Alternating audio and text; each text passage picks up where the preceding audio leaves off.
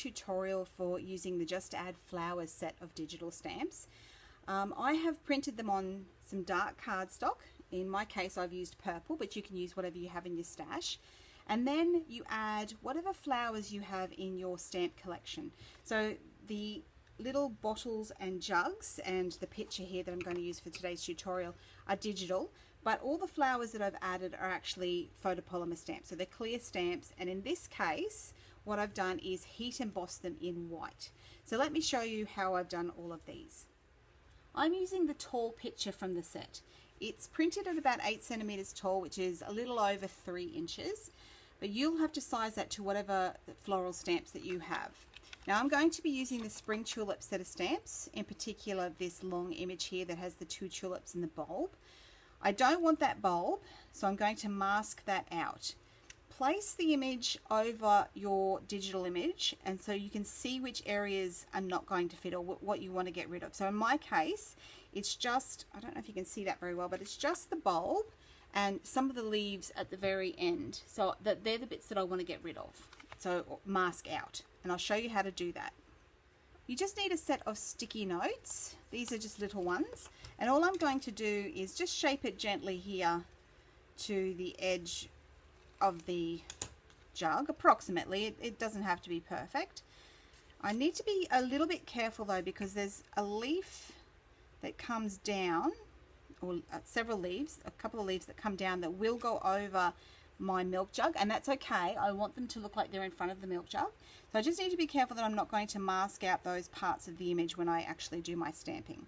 So make sure you place it, move the little mask, place the image over the digital that you've already printed, and just take careful note of where that mask needs to be. So in my case it just needs to be right on the edge of that jug where that lip is. The next step is to stamp the image with some Versamark ink. Use your embossing buddy, which is this little cornflower or talc filled pillow, on the digital image or on the cardstock, and that just prevents any of the embossing powder from sticking where you don't want it to. Okay, so we're going to ink up our tulip image. So this is Versamark, this is clear Versamark ink, which has a long open time, meaning it stays wet for a long time, and it's designed to hold embossing powder. So I'm just going to stamp my image directly over the digital. Remember, I've masked off that area where I don't want any of the picture to show, so I've masked off where that bulb is.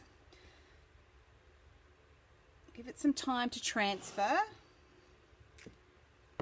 and then you can remove that mask and you'll be able to see just where I've stamped that image. Now I'm going to add my embossing powder, so just move everything out the way.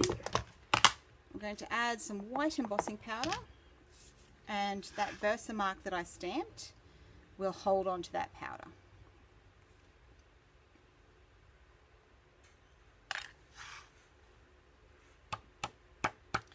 Now you can see that I have a little bit of stray powder around here. All you need to do in that case is get a nice soft brush and just flick it away. Now the same as if you've gone over the edge of your image. So I've gone just slightly over the edge of the lip of my jug. So I'm just going to brush those bits of white away with my brush. Alright. And then you have a nice clean image, and it appears to be inside that jug. So all that's left now is just to heat that up and melt that embossing powder.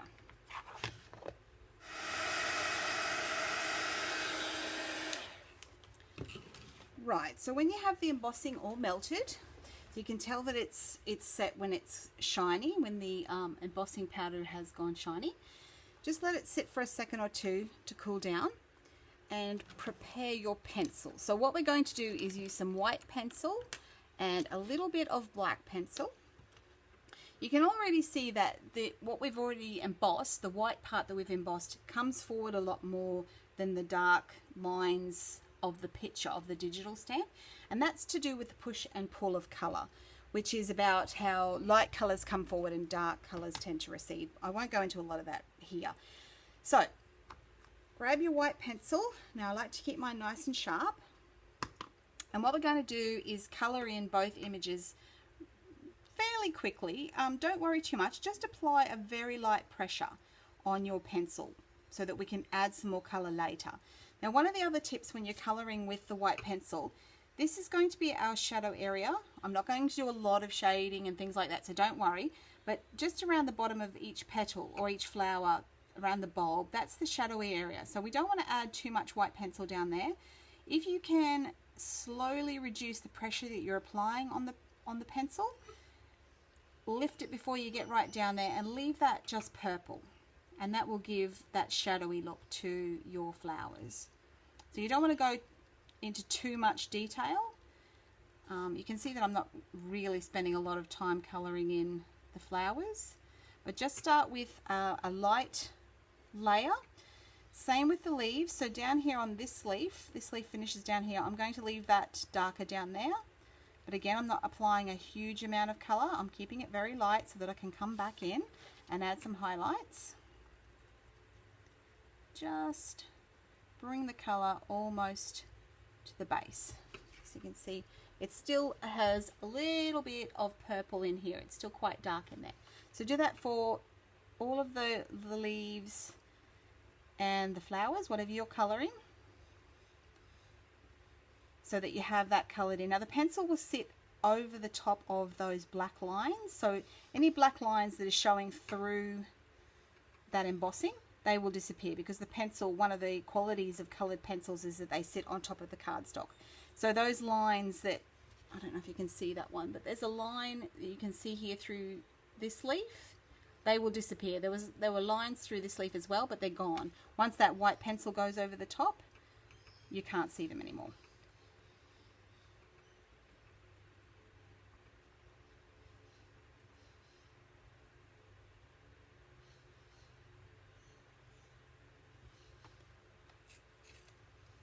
Right, I finished that first layer of pencil. All I'm going to do now is come back and add a little bit more to some of the really lighter areas. So the very tips of the petals up here at the top of the flower, the top of this flower, I'm just going to add a little bit more, and I'm going to soften it as I move down the petal. Same as the leaves, so bright, and then slowly release that pressure as you're coming down. You don't want to get an obvious line where you've added that color. You just want to fade it out softly, and you don't want it everywhere either.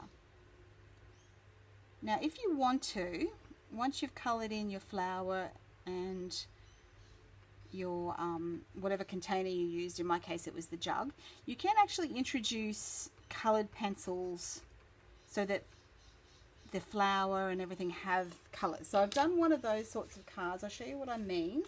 So on this one, I actually brought in some colored pencil, a little bit of purple and a little bit of green onto the flowers.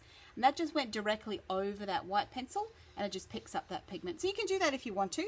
I think I'm going to just leave this one white so that it just has that lovely contrast. Okay, so they're the flowers, they're done. If you want to, you can introduce a little bit of black into those shadowy areas. So here where we talked about before, just don't go overboard. So just the tiniest touch. It doesn't need a lot, especially if your pencils, like mine, if they're ultra soft, then you don't need a lot of pressure. So mine are Prismacolor and they're very soft, so I'm just applying the tiniest little amount here and there. So wherever the leaves or the flowers duck down into the vessel or they fold over, like just here, I'm just going to darken them a little bit for some contrast. Okay, so just here, and you can see how that creates kind of a shadowy look. All right, next section is to color in the container that it's in. I should have probably used a brush. Right, so I'm going to do the same thing with the container, but I'm going to take care not to color over the printed lines too much, just so that I can see them. Because as I said before, once you go over those lines, they kind of disappear. They disappear under the pencil. But again, it's just a nice light coverage with the pencil. to all the different areas. I'm not being overly neat, as you can see. I'm sort of colouring wherever, and that's okay because we're going to add another layer or two on top, just of the white pencil and a little bit of the black in the shadow areas. Okay, so just go right over the image and avoid those printed lines as best you can. Again, it doesn't matter if you colour over them because we can bring them back in with some black pencil.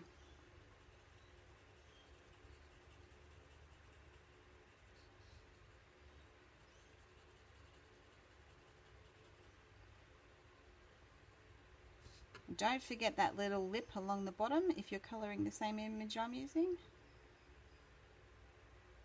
Alright, now what we have to think about now is shaping that jug. So when you look at round objects, they usually have, or they will always have, a section that folds or pushes backwards. So as it goes around, those areas that go around, we want to make them the darkest. That's the push and the pull of colour that I mentioned before. The area on top, which is this part here, that's closest to us. So if we make that lighter and brighter, it will appear that this section here is coming forward, and that will give shape to our jug. So all I'm going to do is add more white pencil in a line, or sort of a triangle along here, following the shape. So you can see these lines are an angle. I'm kind of going to follow the shape of those lines. So it kind of forms a bit of a triangle like that.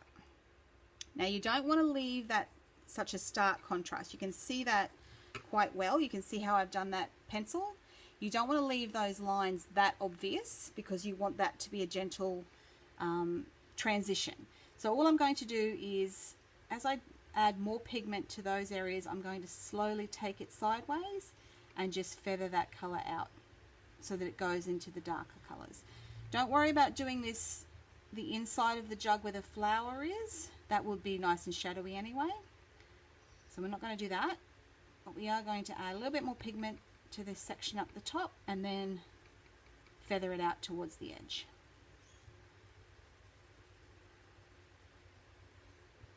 So the smoother the cardstock that you're using, the smoother your colouring will be. If you're using a textured cardstock, which is oftentimes lovely, you get a beautiful texture in your colouring, that's fine too. A lot of people use mineral oil or mineral spirits to smooth their coloured pencil. I don't personally, but if you want to do that, that's fine.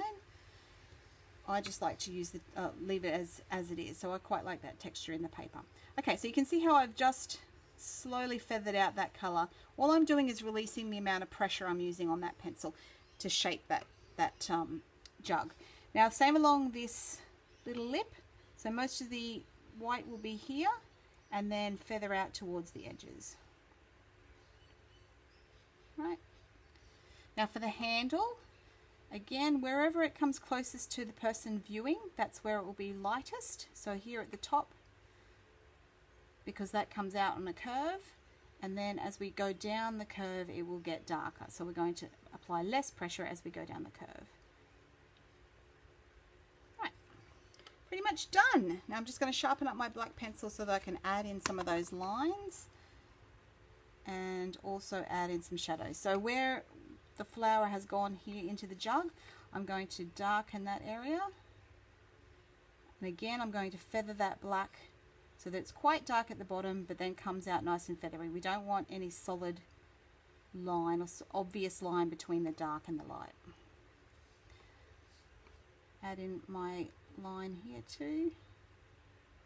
Don't need a lot of shadow around that area, but just here on the handle there'll be some shadow here because that metal folds over, and you can add some shadow here on the corner. You can also add shadows to either side because that's that push and pull of color, but just be careful that you don't add too much because, as I said before, it's easy if you've got a soft pencil, it's easy to lay down quite a lot of pigment.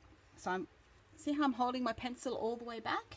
That allows a lot softer, a lot less pigment to come out, so you can do a lot softer coloring there with your pencil. Okay, so add these lines back in. And again, I'm just going to add just a touch of shadow just where that handle meets the jug. And that's a form of grounding. So it creates that relationship between the handle and the jug. Right, so a little bit of pencil. Can you see how I'm bringing the pencil from the side here, where it would be dark, in toward the middle, but I'm not going to drag that all the way across. As I go, I'm releasing that pressure so that it's nice and dark on the outside, but it's light in the center again. Alright, and then we're going to add a little layer of black just around the bottom where the jug touches the surface of whatever it's standing on, and that will give it some grounding. Again, feathering that pigment out so that you don't get an obvious line, and that just grounds it to the surface that it's on. Really light. Okay, and then a nice soft brush to get rid of any stray bits and pieces. And our coloured image is ready to use. I hope you enjoyed that tutorial and you'll give that technique a go. You can also print out that digital stamp on white cardstock, of course, and then use black ink just to stamp your florals and colour in the traditional way if you want to, not a problem at all. But this is just something a little bit different and gives you that really beautiful contrast. Thanks for watching.